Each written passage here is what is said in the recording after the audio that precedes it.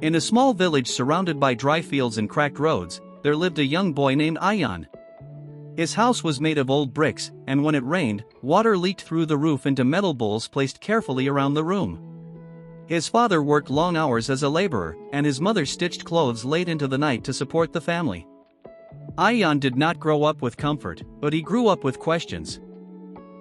Every day on his way to school, he would see large billboards showing successful people in suits, smiling confidently. He would look down at his worn shoes and wonder, can someone like me ever become successful? At school, Ayan was an average student. He wasn't the smartest in the class, and he often felt invisible. Some classmates laughed at his simple clothes. Others doubted his abilities. Slowly, their voices became the voice inside his own head. You can't do it. You're not good enough. People like you don't succeed. For a while, he believed them.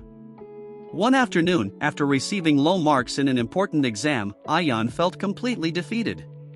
He walked home slowly, avoiding eye contact with anyone. When he reached home, he quietly placed his bag in the corner and sat outside under the fading sunlight.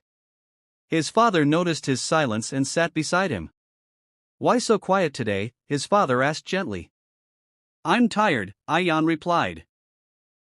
No matter how much I try, I'm still behind. Maybe I'm not meant for big things. His father looked at him for a long moment and then pointed toward a small plant growing between two stones near their house. Do you see that plant? He asked. Yes. It grew between stones. It had no soft soil. No one watered it. But it still chose to grow. Ayan stared at the plant. It was small, but it was alive. Strong. That night, something shifted inside him. He realized that his circumstances were like those stones. Hard. Uncomfortable. Unfair. But they did not have to decide his future. The next morning, Ayan woke up earlier than usual.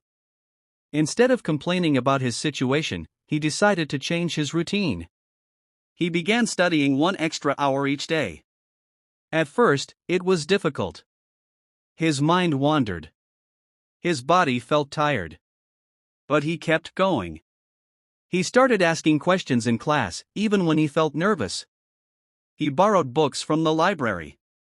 He watched free educational videos whenever he could access the internet. Slowly, his understanding improved. But progress was not smooth. There were days when he felt exhausted.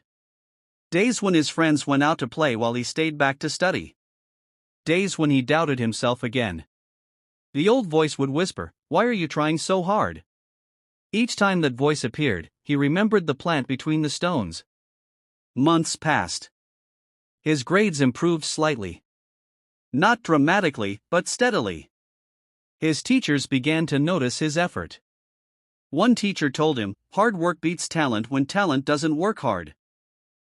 Those words became his fuel.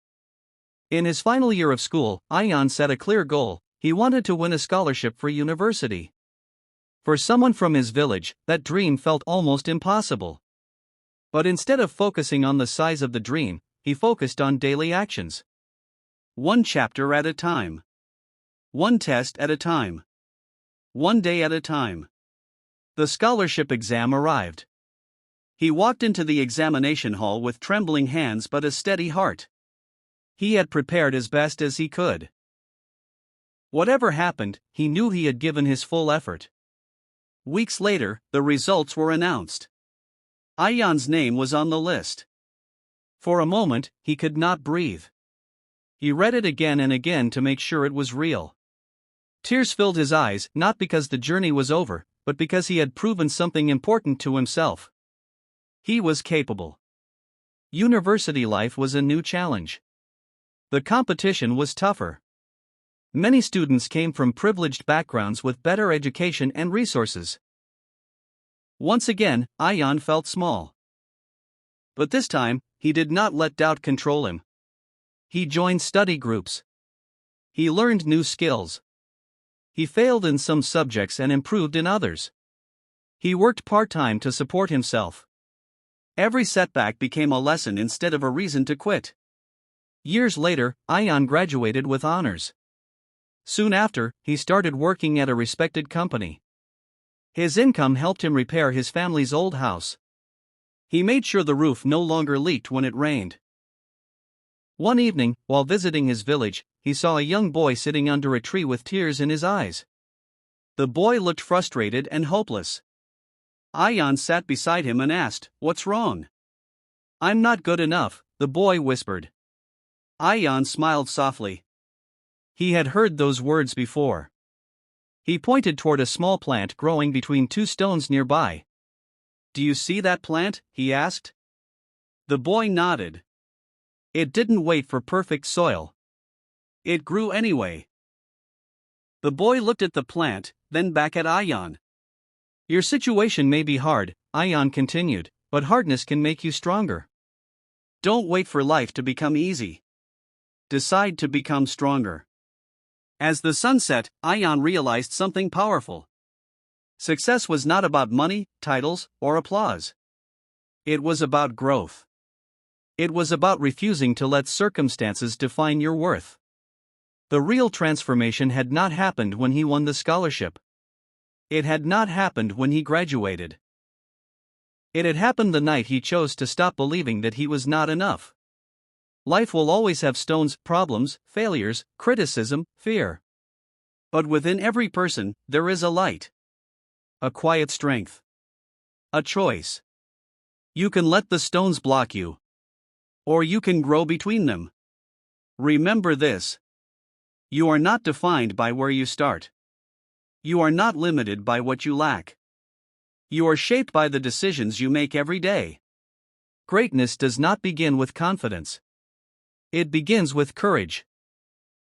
And sometimes, courage is simply waking up one more day and trying again. The light you are searching for outside.